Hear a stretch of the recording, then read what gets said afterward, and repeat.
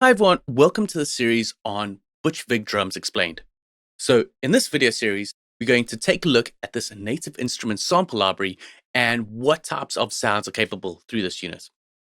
Just to give you a breakdown on what this is a hybrid drum set that was designed by the producer BUTCH VIG, who's very famous for his productions with Nirvana and Smashing Pumpkins, and also he's the drummer in the band Garbage.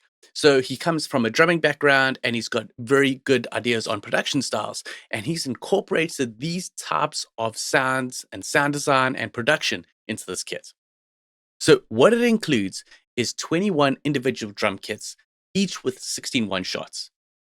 As well, it's got 16 groove patterns that you can use to trigger the clips with, and you can take these patterns and drag them into your DAW as MIDI clips, which you can go in and edit. Also, there's macro effects that you can use to further process these kits. So with these kits, basically, these are a collection of unique drum kits and sampled drum instruments that were sampled by BUTCH VIG, and he also used his unique processing treatment, which includes some things like some bespoke analog gear, digital preamps, and even things like guitar stomp boxes, where he processed the samples through and then brought them into the sample kit. Now, let's take a look at the user interface, what's available, have a quick look around, and then we're going to dive deeper in and see how you can use this in your productions. First off, this is a sampler instrument that you can use in the Kontakt player or the full version of Kontakt. It comes as a standalone library that you can buy, or if you've got native instruments complete, it comes bundled in that series.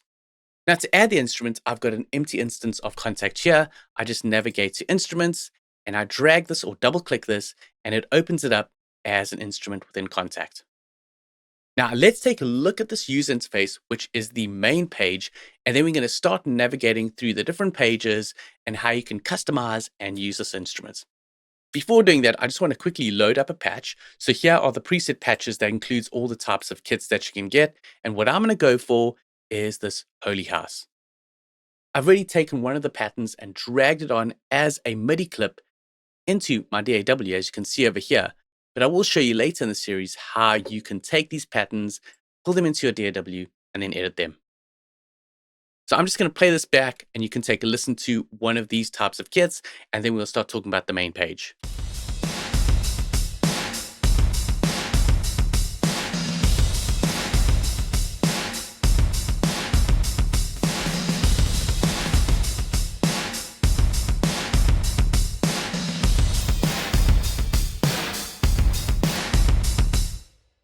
So what you heard there was me tweaking this Holy House kit with these macros. So this is the post-processing that can be applied to this instrument.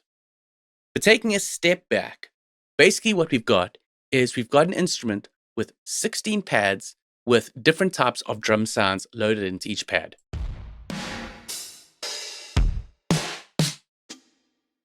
And these have been cleverly designed. As you can see, this is a K for a kick, another kick for a here, the S for a snare, another snare, H for hi-hats, and so on. So by just looking at these pads, you get a very quick indication of what type of trigger is each one by looking at the shape of the first letter, which is spelling out the name of the drum hit. And this is laid out like your typical 16-pad drum machine. So you've got your 2 kicks, your 2 snares, and so on. So if you've got a MIDI controller with 16 pads, it's quite a nice, easy way to play it in, or you can just use your keyboard MIDI controller to play it in. That was just playing it in on my MIDI controller. So I'm just going to close this browser now, and we can talk through this interface a bit more. So starting off over here, you can see the name of the instrument. Down here are the presets. So this is going through the 21 types of kits that you can load up. Here are the different pages. I'm on the main page, but as I click through each of these, you see the different pages that you can go in and tweak and edit the kit a bit more. Focusing in on the main area over here, these are the 16 pads with their names, like I've already mentioned. And then down over here are the macros. So these are effects that alter the way that each hit or the whole kit responds. And it comes down to these 6 macros over here called filter, punch, grunge, flare, reverb, and delay. Some of them are quite self-explanatory. You got this filter to cut the filters. Punch is a combination of effects that's going to give more punch to the kit. Grunge is a way to process it with saturation and also bit crush the sound. Flare is a modulation effect from the effect series from Native Instruments. And then obviously you can add some reverb and delays. Then over here is a way to repitch the drum kit. So I hover over here, I can jump down semitones.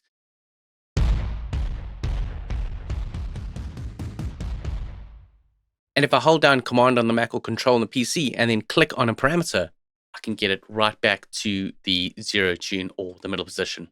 If I don't want to do it by semitones, I can click this little sort of ladder icon here and have finer control. But basically, if you want to retune your kit, this is the way to go. Then finally over here, this is the main master output level of the kit. So by tweaking this, I can change the master volume that's going to be going out.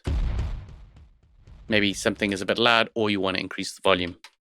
And if I open up the keyboard, so I just got the option over here to view what I want to view on contact. If you don't see your keyboard, just view the keyboard.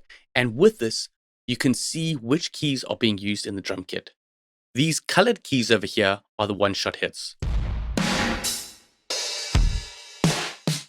And also, if I've got the information button enabled, as I hover over each key, you can see what it is.